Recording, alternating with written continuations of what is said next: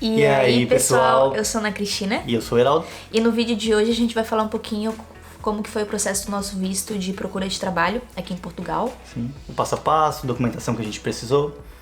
E é isso. Bora pro vídeo. Bora pro vídeo. Então, como a gente já falou em alguns vídeos, a gente decidiu vir para Portugal muito antes do previsto, que a gente veio, na verdade. A gente já queria vir antes da pandemia. E a gente planejava não necessariamente vir para Portugal. Exatamente. A gente pensou em Canadá, pensou em Irlanda. Na Irlanda, até na Austrália a gente pensou. Na Austrália também. Vendo a possibilidade de algum visto pra gente aplicar, que o nosso intuito era vir legalmente pro país que a gente fosse.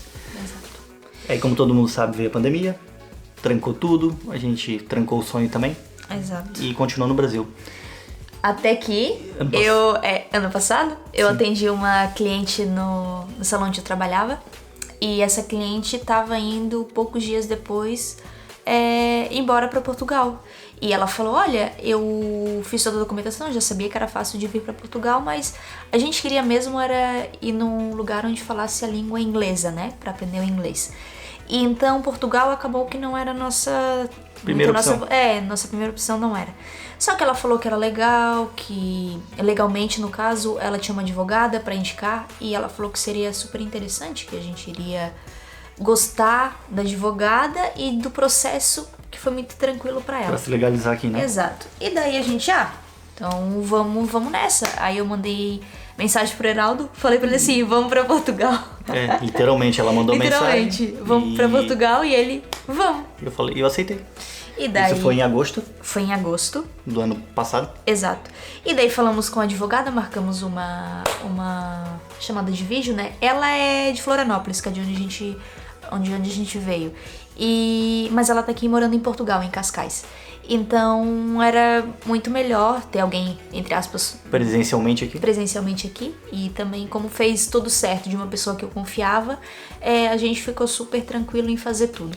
E não gastamos muito, nós gastamos, foi 300 euros para cada visto. 300 euros o meu e 300 euros o do Heraldo, o nosso visto. E ela auxiliou em todo o processo, né?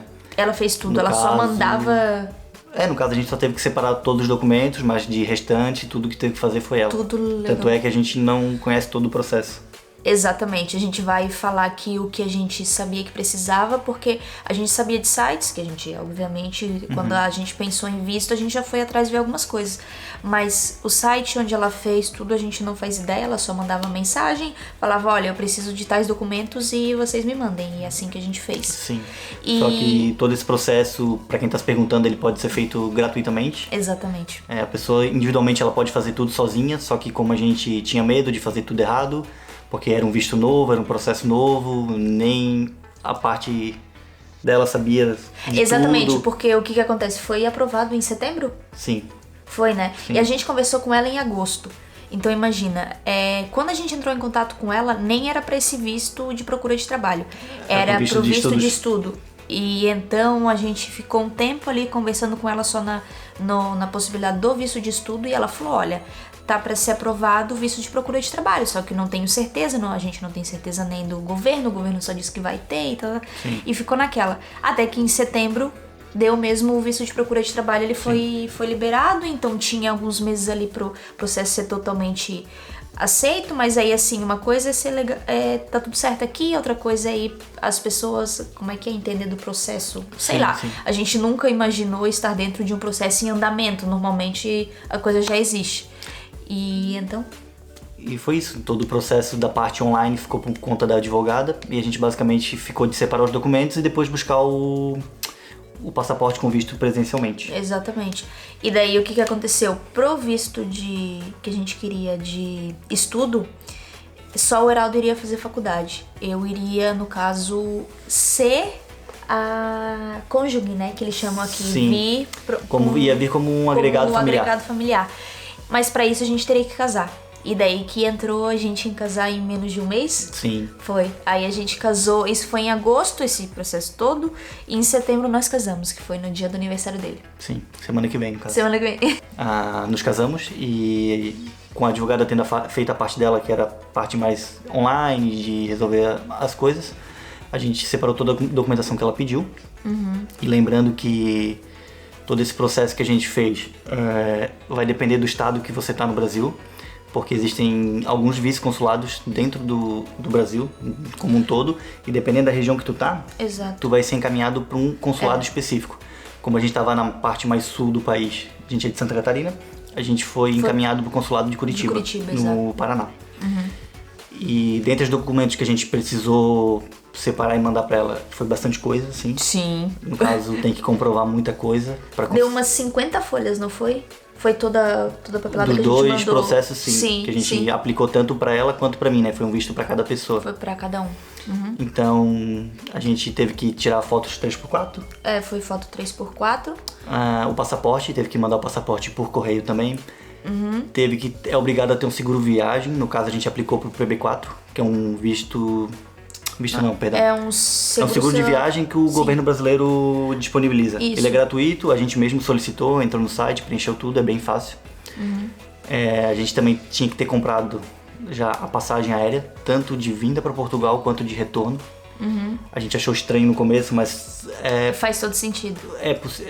Dá para entender, porque é uma garantia pro governo que se tu não conseguir trabalho nesse período do visto, tu tem como voltar pro Brasil. Exato. A gente também teve que mandar comprovante de renda.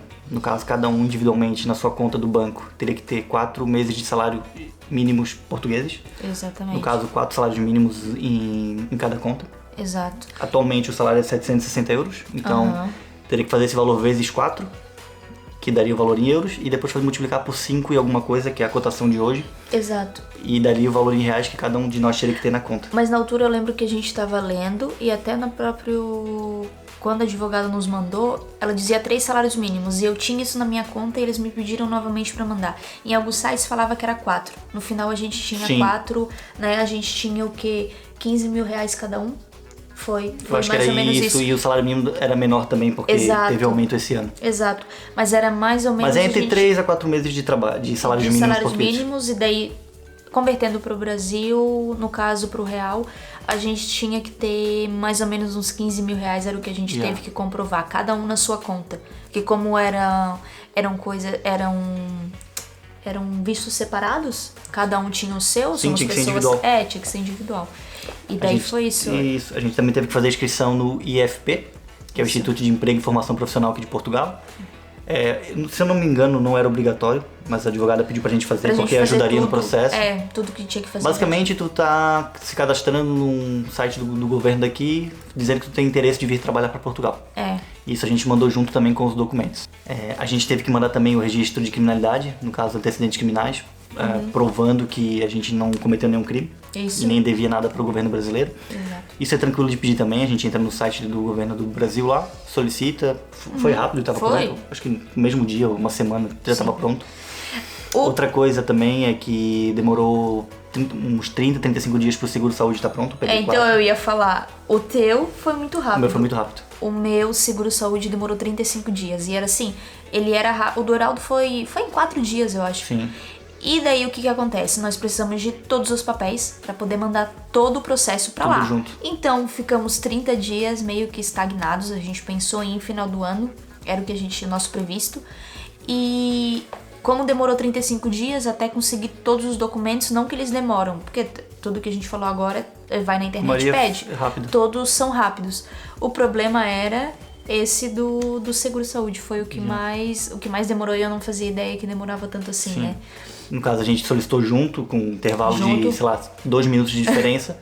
Só que não sei como funciona, mas eu acredito que vá para pessoas diferentes ser analisado. Exato. E demorou dela 30 dias, o meu demorou. E também a gente tem que preencher um formulário. Isso vai estar no site da solicitação do visto, que tu tem que preencher com a documentação que tu tá mandando. Outra coisa que a gente fez também, que a advogada pediu pra gente fazer, foi uma carta de intenções. Exato. No caso, a gente escrever de próprio punho ou pelo computador, falando por que a gente gostaria de vir pra cá, que área que a gente procuraria trabalho, as nossas experiências profissionais, pra também estar ajudando na aprovação do visto. E o que a gente ia agregar ao país, mais ou menos isso. Qual seria a forma de a gente agregar no país. E a gente fez o pedido no dia 28 de dezembro. Isso, a gente juntou todos os papéis, finalizamos isso, foi desde setembro, outubro, novembro, dezembro, dia 28, foi o dia exato que a gente mandou toda essa documentação pronta. Isso. Todas elas. E o nosso medo também é porque tinham relatos, como a gente falou antes, dependendo do estado que tá no Brasil, tu vai para um consulado específico. E a gente viu muitos relatos de pessoal de São Paulo, Rio de Janeiro, outros locais do Brasil que mandaram toda a documentação que a gente mandou e o consulado pedia documentações a mais, que não estavam dentro do pedido do visto. Exatamente. Só que isso também constava no site português, do governo português, que cada consulado tinha independência para pedir coisas a mais, contestar outras coisas, então... Uma delas foi a comprovação de estadia aqui. Sim, tanto que a gente também tivemos que mandar isso também. Nós tivemos que mandar também. A gente veio, no caso, a gente comprou uma coisa que não é tão certa, mas a gente comprou no Airbnb. A gente comprou, teve que... Primeiro, era só... A gente não tinha um limite de dias que a gente podia solicitar. E daí mandamos, e eles mandaram de volta pedindo pra gente mandar mais. E a gente precisou alugar 120 dias, que seria o tempo total do nosso visto. E daí a gente não entendeu. Mas aí o total disso, de dias aqui, dava basicamente 20 e poucos mil reais, não era? Lembra? Sim, sim. Porque no caso, tu tem que comprovar que tem onde ficar durante o período do visto em Portugal. Exatamente. E daí não fazia sentido, mas a gente acabou tendo que... Mas o que a gente fez? Porque inicialmente o visto ali é um período de 120 dias e pode ser prorrogado por mais 60. Então tu tem que mandar um comprovativo que a gente tem que como tem onde ficar por 120 dias. Seja ele um aluguel de um imóvel. Ou... Como um Airbnb, ou aluguel de uma casa com contrato. Aí teria que mandar o contrato desse aluguel. Mas aí como que a gente teria um contrato saindo do Brasil? Sim. Não tem como. E daí o que a gente fez? A gente pegou no Airbnb e tem como a gente comprar no cartão de crédito sem que eles, no caso eles cobram, mas eles só vão mesmo, eles conseguem te devolver esse valor até uns dias antes da viagem. 3 dias antes da viagem. Vai depender do host, do local que tu tá alugando. Do local que tu tá alugando. Então o que a gente fez? A gente pegou o nosso cartão de crédito, fez a compra de 21 mil reais em Airbnb e conseguiu... Mandou pra eles o comprovativo. Mandamos o comprovativo pra eles. No caso, isso que a gente fez não é o certo. Não é o certo. Mas a gente fez porque... Era impossível. Como a gente falou no outro vídeo, a gente alugou uma casa aqui, um amigo meu do Brasil. A gente sabia que teria o contrato da casa pra mandar, só que não teria tempo de enviar com o pedido do visto. Exato. Então a gente fez isso com o Airbnb, solicitou ali, e contando que já teria o visto até a data que a gente pudesse cancelar o Airbnb. Exatamente. Então no caso a gente pegou o visto, cancelou o Airbnb, só que a gente já tinha casa pra ficar. Já tinha um contrato, tudo da casa. Já tinha tudo certo. No caso a gente não recomenda que ninguém faça isso, mas foi a situação. Mas foi a situação que a gente conseguiu na... E a nossa experiência, claro, também, né? E como a gente já falou, foi mandado dia 28 de dezembro. Uma coisa que a gente passou também, que a gente passou um perrengue, e não era um perrengue, é que a gente teve que mandar tudo isso pelo correio. Tanto o passaporte quanto toda a documentação. E o que acontece? O correio envia, só que caso esse passaporte seja perdido nesse envio, eles não se responsabilizam por nada. E a gente tinha um medo. E a gente acabou pagando um valor a mais pra eles, meio que um seguro, que se perdesse eles devolviam o valor do passaporte pra gente poder fazer um novo. Só que acontece, a partir do momento que o correio entrega, a responsabilidade não é mais deles. Então foi isso. Então a gente teve que mandar pro consulado. Exato, de Curitiba. Caso o visto fosse aprovado ou não, a gente tinha que ir até Curitiba para pegar o passaporte de volta, porque eles não mandavam. Não mandavam de volta. Exatamente. Aí o que aconteceu? Foi isso, aí foi aprovado dia 31 de janeiro, então a gente ficou dia 28 de dezembro. Foi aprovado um mês depois, 31 de janeiro. E daí, dia 6, que daí isso foi numa terça-feira, eu lembro. E no domingo a gente foi pra Curitiba e na segunda-feira a gente pegou o nosso visto em passaporte. Dentro do passaporte tem o visto ali carimbado. E daí a gente tinha já tudo como quando a gente manda. No dia 28 a gente tem o dia que a gente comprou a passagem. Sim. A passagem a gente comprou pro dia 2 de março, contando que eles iriam aceitar, né? É meio que assim que se meio que a gente fez as contas. A gente fez as contas, tava demorando demoraria um prazo pra aprovar, contou mais 30 dias pra frente, comprou a passagem com a data inicial pra esse dia, que a gente achava que ia ser aprovada. Exato. Contou 120 dias e comprou a passagem de volta. Exato. Foi tudo na especulação. Mas a gente tinha que fazer... O da data que a gente saiu daqui tinha que bater 120 dias com a data da volta. Sim. Mas a gente especulou que 2 meses a gente teria uma resposta porque eles falavam que o consulado respondia rápido. E realmente, 1 mês eu acho que foi tranquilo. Sim, foi rápido. Sim. E foi isso. Pegamos dia 6 de fevereiro. E no dia com o passaporte? E no dia 3 de março a gente estava embarcando. Dia 2 de março a gente embarcou, a gente chegou aqui dia 3. Sim. E como que foi na imigração? A imigração, a gente via várias pessoas, né? Tipo, tava todo mundo com medo, porque todo mundo falava muito da imigração. Sim. Mas como a gente tinha tudo certo... Não, mas a gente tava meio nervoso também. Porque a gente tava sem internet, tava dando problema no aplicativo, pra gente mostrar o comprovante de renda, que a gente tinha o dinheiro pra estar aqui. Exato, a gente não conseguia abrir o aplicativo, enfim. A ideia era comprar um chip de telefone, só que não, a gente já chegou numa fila e não tinha como ir pra lado nenhum. Não tinha como ir comprar nem nada. Mas aí a gente via as pessoas indo lá, caminhando, daqui a pouco eles pegavam e iam pra uma salinha. E chamava a pessoa pra outra sala, provavelmente com problema em alguma coisa, e a gente com medo. Mesmo estando eu tava tranquila. Sim, mas mesmo estando tudo certo, dá um pouco de medo, assim, né? Sim. Que a tua vida tá na mão de uma pessoa ali, basicamente. Exatamente. Aí chegamos e eles perguntaram o que a gente ia fazer lá. Sim, era um rapaz, né? Era um rapaz. Perguntou Primeiro ele foi bem, ríspido, assim, bem sério. Perguntou o que a gente tava fazendo ali, o que a gente queria, que documento que a gente tinha. E a gente já tinha dado o passaporte pra ele, que ele tinha pedido. Ele falou, não, a gente veio procurar trabalho em Portugal, a gente tem um novo visto de procura de trabalho. Aí ele já... Ele olhou assim, vocês... Tem o visto, daí a gente falou, sim, tá no passaporte. Daí ele abriu, olhou, aí quando ele achou a página assim do visto, mudou totalmente, ele já deu um sorriso, mudou, parecia outra pessoa. Já tratou a gente bem. Ai, Luciano, que bom, vocês vão gostar daqui, a experiência vai ser boa. Tem que comer os ovos moles. Tem que comer os ovos moles, as natas, pastel de nata. Foi. Elogiou a gente, falou que o ideal seria todo mundo vir como a gente veio, legalizado, com visto, que a maioria não vinha, que isso gerava muito problema. Exatamente. Dinheiro, porque isso é... E basicamente, ele só olhou o visto no passaporte e não pediu mais nada. Só carimbou. Não pediu documento, não pediu comprovante, não pediu nada. Só carimbou. A gente tava com tudo ali, a única coisa que daria problema era o comprovante de renda, que a gente não tinha internet para abrir a aplicação, o aplicativo, né, mostrando o valor. Mas não pediu nada, só o passaporte. Desejou boa estadia pra gente. A gente já saiu dali e saiu do aeroporto. Foi isso. E daí começamos a vida aqui. Exatamente. E daí começou os, entre aspas, problemas, né? Uma coisa que a gente esqueceu de citar é que quando a gente pegou o visto já vem no próprio passaporte, ali já vem um agendamento no CEF. Exatamente. Depois de 120 dias, já vem o agendamento ali do CEF pra gente pedir a residência. Exatamente. O pedido de residência. Essa é uma facilidade que o visto acaba trazendo. Totalmente. E aí começou a nossa saga de documentação aqui em Portugal. Existem 2 documentos que são os principais aqui, que é o NIF e o NIS. O NIF é como se fosse o CPF no Brasil. E o NIS é o número da Segurança Social, que é como se fosse o INSS. Sim, contribuição que tu vai fazer pro governo, pra aposentadoria, que é que eles chamam de reforma. Exatamente. É tudo igual. Então, e a gente já solicitou isso estando no Brasil, que a nossa advogada nos ajudou nisso. Sim, porque, se não me engano, um deles ou os 2 precisava de um representante fiscal. Exato. Que é alguém que fica responsável por ti. Então, como a gente já tinha pagado o processo do visto pra advogada, a gente já tinha ela como representante fiscal e ela acabou solicitando pra gente. Exatamente. E o NIF ficou pronto logo, acho que menos de uma semana. Menos de uma semana. O meu já estava pronto. Sim. E o da Ana também. Sim, foi. Que a gente até precisava para fazer o contrato aqui da casa e a gente conseguiu fazer.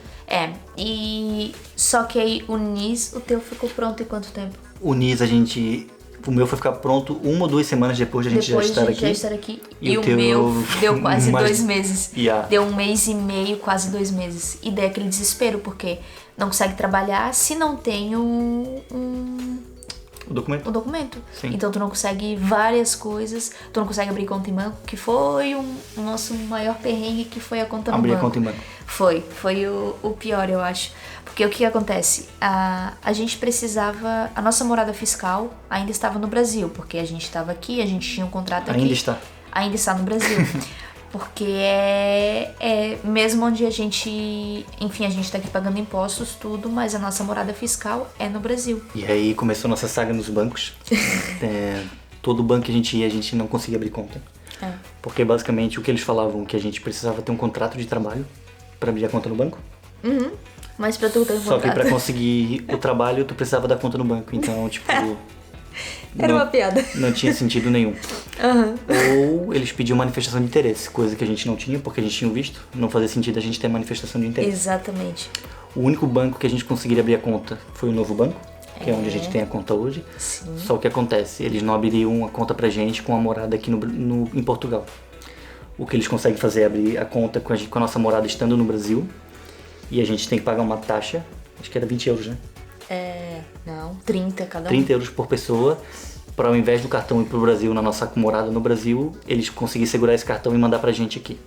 Basicamente era isso. E a gente tinha que buscar ele. E a nossa conta, ela consta como a gente mora no Brasil. Exatamente. No caso, a gente vai ter que trocar quando pegar a residência. A residência. Que no caso É pra chegar em 3 meses. Sim. O número de utente. De utente, que é o número do SUS no Brasil. Exatamente. Basicamente, para tu conseguir atendimento médico aqui.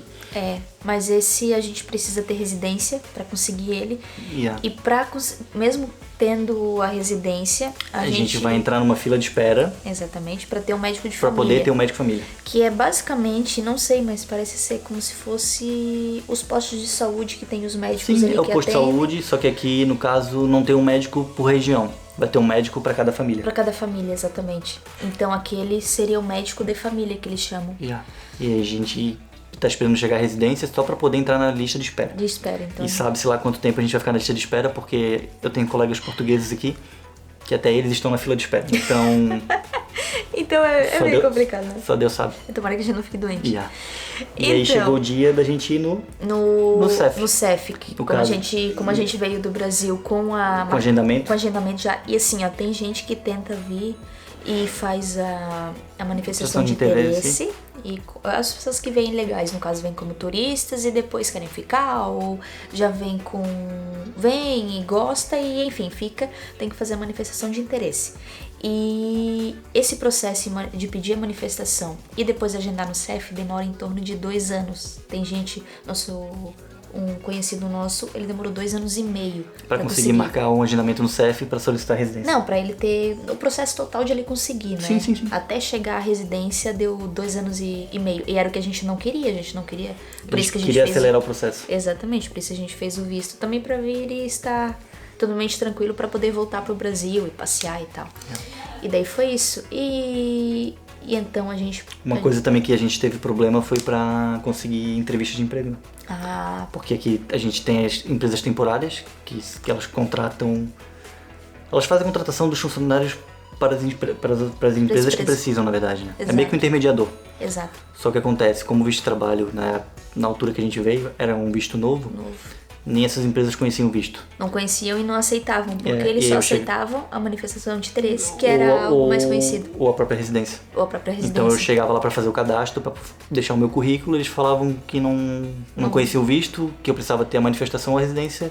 No caso, não conseguia nem me cadastrar para me candidatar às vagas de emprego. Foi o que a gente achou muito estranho, porque a gente fez todo o processo certo, veio legalmente, fez tudo certinho, e a gente ficava meio que para trás de quem fazia manifestação de interesse, que era algo que... Que é um processo legal também, só que é um...